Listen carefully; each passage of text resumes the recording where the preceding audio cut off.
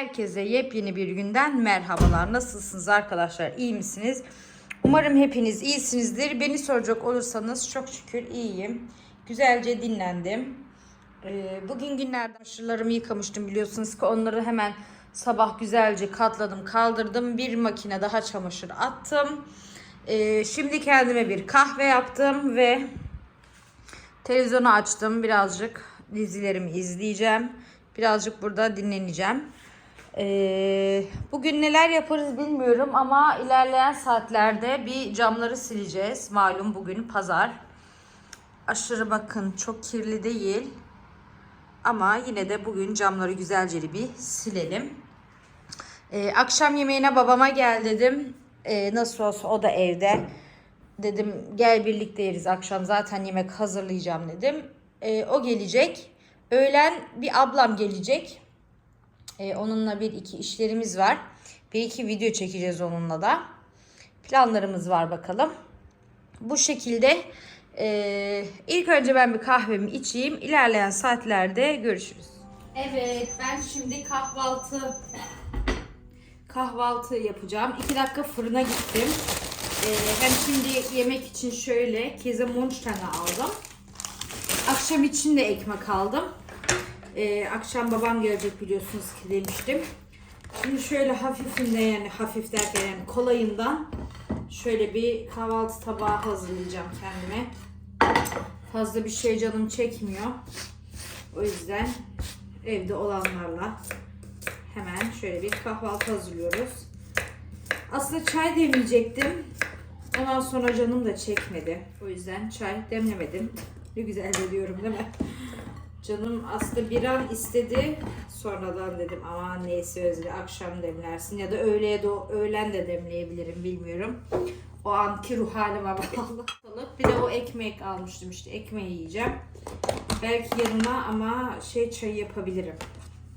Meyve çaylarından çok meyve çayım var. Meyve çayı yapabilirim. Birazcık peynir de doğrayalım.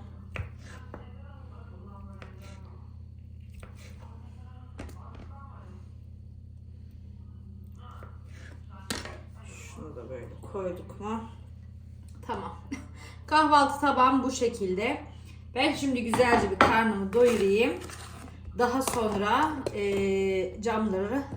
camları silmeye başlayacağız.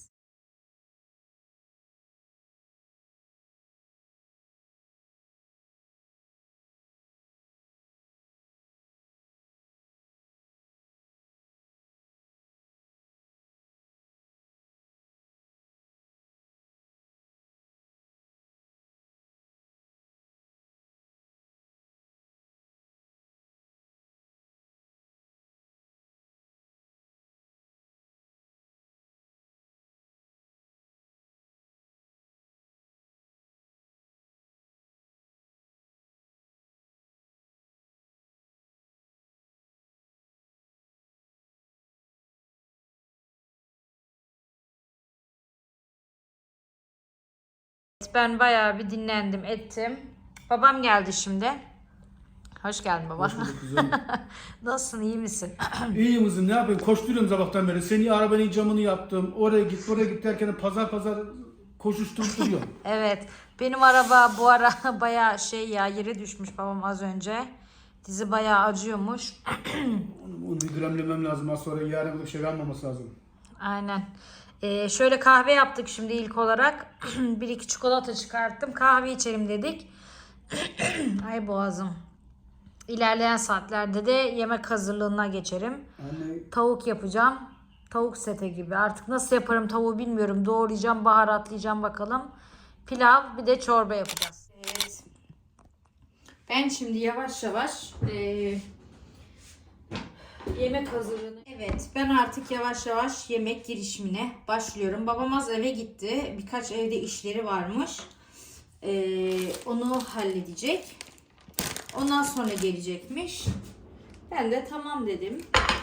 Ne güzel ediyorum. Şimdi tavuk çıkartmıştım zaten. Babam gelecekti yemeğe. Sonra ablamla da konuşunca dedim ki abla sen de gel. Akşam o zaman hep birlikte yemek yeriz. O da tamam olur fark etmez dedi. O da gelecek yemeğe. Onun için buzluktan hemen birazcık daha tavuk çıkarttım. Zaten tavuğum vardı. Ben almıştım dün. Buzdolabına koymuştum. Bunu yıkadım ben bu arada. Yıkayıp da koydum. Yani şimdilik akşam yemeğine tavuk yapasım vardı. Tavuk yani. Nasıl yapacağım tavuğu şimdi bilmiyorum ama küçük küçük doğrayıp normal tavada kavurup üzerine baharatlarını koyacağım. Tavuk baharatı koyacağım. Hatta galiba başka baharat koyasım yok. Sırf böyle tavuk olsun diye. İçine birazcık soğan da belki doğrayabilirim.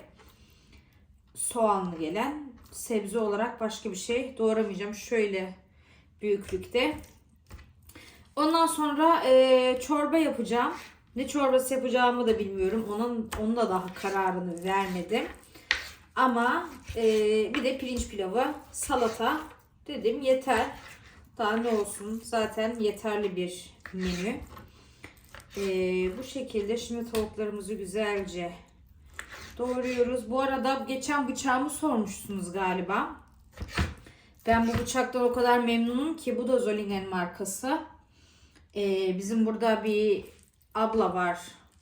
İşte hani böyle şeyler satıyor, Behiye abla bile, yani burada oturanlar zaten tanır, onu bilir. Onda görmüştüm bu bıçağı. Acayip hoşuma gitti. Gerçekten hani her şeyi güzel kesiyor ve gördüğünüz üzere et, tavuğu bile acayip güzel kesiyor. Öbür Zolingen bıçakları mesela bu şekilde kesmiyor. Hani meyveleri falan, sebzeleri güzel kesiyor ama eti mesela ben onunla kesmiyorum. Güzel doğramıyor. Ama bu şık şık çok güzel yapıyor. Görüyorsunuz ki yani büyük bir ihtimalle her yerde de satılıyordur. Ben şimdi o abla sattığı için onu da görmüştüm. Ondan almıştım denemek için. 2 tane var benden bundan. Zaten yetiyor da 2 tanesi. Fazla almaya da gerek yok. Şurayı alalım. Böyle bakalım. Akşam yemeğimizi de güzelce hazırlayalım. Zaten az sonra ablam geliyor, babam geliyor derken zaten şey olur. Yani yemeklerde o saat kadar pişmiş olur. Öyle.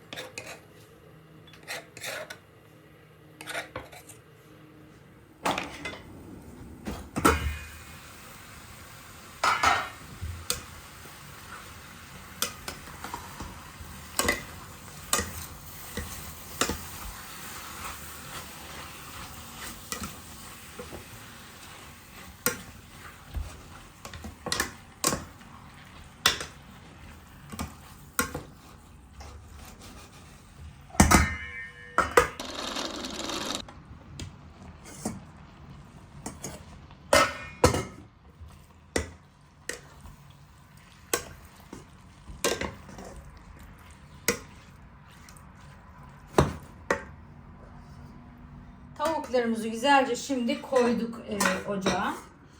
Şimdi çorba yapılışına geçeceğim. Aslında hazır çorbam vardı. Brokoli çorbası. Sonra dedim ki neyse hadi Özgü bir değişik bir çorba yap. Yani çorbanın adı var mı bilmiyorum. Böyle bir çorba var mı onu da bilmiyorum. Şimdi Allah ne verdiyse deyip bir çorba yapacağım. Şöyle nohutlarım vardı. Konserve nohutum. Tavada ilk önce şehriyeyi kavuracağım. Biraz salça ekleyip nohutları ekleyip üzerine su koyacağım. Yani böyle ortaya bir çorba çıkacak. Yoğurtlu aslında güzel olurdu. Ama babam yoğurt sevmediği için, yani yoğurtlu çorbaları sevmediği için onun için yoğurt koymayacağım. Artık ortaya nasıl bir şeyler çıkacak bilmiyorum. Göreceğiz bakalım. Birlikte deneyeceğiz. Denemekte fayda var. Sonuçta ikisini de sevdiği, yani ikisini de seviyoruz. Nohutu da her türlü gidiyor. Şehriye de güzel gidiyor. Şöyle ocağıma, tavama, tencereme, hatta tavada değil.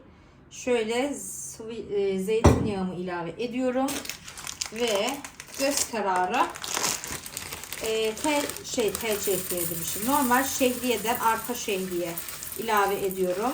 Aşırı çok koymama gerek yok. Hafif şişecek. Hatta fazla şişmiyor. O püf noktayı da vereyim. Yani bilenleriniz elbette ki vardır ama ben şehriye çorbası falan yaptığım zaman şehriyeyi güzelce kavuruyorum. Çünkü kavurduktan sonra fazla yani böyle hani ertesi günde kaldığı zaman şehriyeler içinde şişmiyor. Ama öbür türlü suyun içine atarsanız şehriyeyi yani 1-2 saat içinde de aşırı çok şişiyorlar. Ben de öyle sevmiyorum. O yüzden hep güzelce kavuruyorum. Ondan sonra geri kalan malzemeleri ilave edip kaynar suyumu koyuyorum. Şimdi bunu dediğim gibi güzelce kavurayım. Bir diş sarımsak ilave edeceğim. Sonra nohutlarımı, salçamı koyuyorum, ediyorum derken üzerine soğuk suyu ilave edeceğim. Kaynar suyumu pardon. Ondan sonra ortaya bir değişik bir çorba yapmış olacağız. Böyle bakalım, tavuklarımızı da gösterelim. Zaten o da yavaştan oluyor. Sadece şimdi bunu hepsini böyle yapacağım, pişireceğim. Soğanımı ilave edeceğim. Sarımsağımı şuraya doğrayıp koymuştum. Pirinç koyarken bak pirinç tanesi gelmiş oraya. Ondan sonra sadece ablamlar ve babamın gelmesine yakın baharatlandırıp tekrar tavada böyle bir pişireceğim onu. Böyle bakalım. Pirincimizi de şuraya koydum. Az sonra onu da kaynar suda birazcık bekleteceğim. 5-10 dakika. Ondan sonra pirinç pilavımızda yapılışına geçeceğiz. Bugün aslında camları silecektim. Biliyorsunuz ki pazar günü cam silme günüm. Ama bugün durmadan yağmur yağdı. O yüzden hiç camları ellemedim. Zaten aşırı kirli değildi ama yine de bir geçireyim elden dedim. Ama yağmur hiç durmayınca kendime bu eziyeti de yapmak istemedim. Dedim boş ver. Bugün de böyle olsun. Yapmayı vereyim. Öyle yani.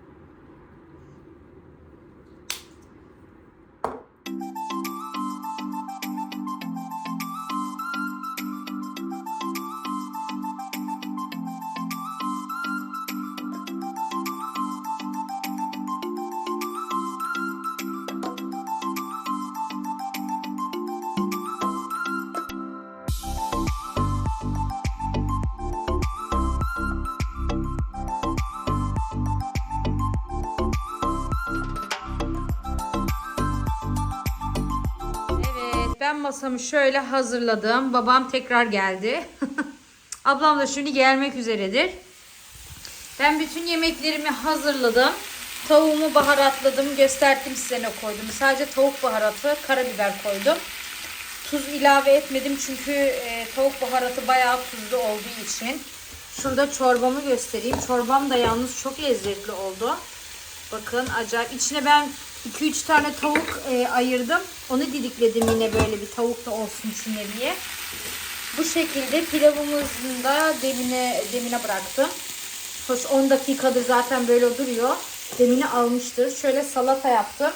Sadece marul, soğan yaptım. Başka bir şey koymadım. Salatalık ablam içine geçen beğenmedi ki artık salatalık da almama kararı aldım. Çünkü kışa girdik. Salatalığın tadı değişmiş. En sonkileri artık kullandım. Bir daha almam. Domates de koyasım gelmedi. Sulandırıyor. Kırmızı lahana var ama kırmızı lahanayı da ablam sevmediği için sadece marul, soğan yaptım. Bu şekilde. Şimdi ablamı bekliyoruz. Ablamla gelsin. Artık masaya geçiş yapacağız.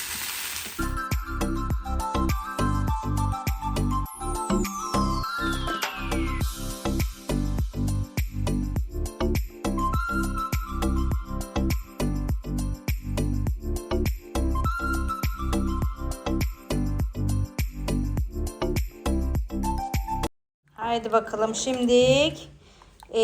Diğer kalan misafirlerim de geldi. Bilmiyorum ki attım kafadan. Aslında başka bir şey yapacaktım. Sonra dedim hadi neyse at kafadan bir şeyler. Ömer'in Çok suratına bak. acıktı çocuklar. Ben de yemedim. Ben kahvaltı yapıyorum bugün. Yemek yiyeceğiz. bugün. Onda da tavuk var. Çok lezzetli oldu.